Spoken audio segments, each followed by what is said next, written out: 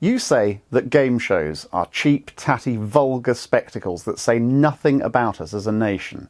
Our survey said... this? Oh, I carry it everywhere I go. Bob gave it to me. You say that game shows are what a comedian does when all the good quality work dries up, when the career's on the skids, when there's nowhere left to go.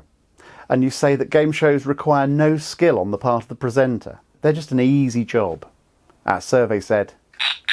You said that the clues on 3, 2, 1 were incomprehensible.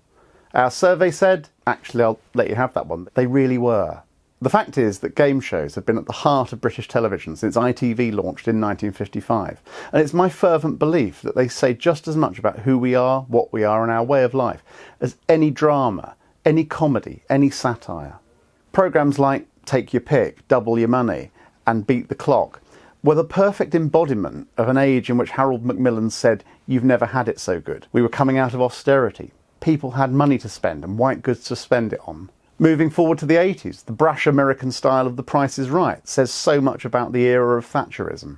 These are the obvious connections, but there are less obvious connections too. 3, 2, 1 started in the summer of 1978, just before the Winter of Discontent. Now, we've all seen the news footage of the rubbish piling up in the street as the dustbin men were on strike. During that time, one of TV's most popular personalities was a dustbin with a face. Everything is connected. It says so much about us that one of the most popular and long-running game shows was based on mild smut and rotten prizes.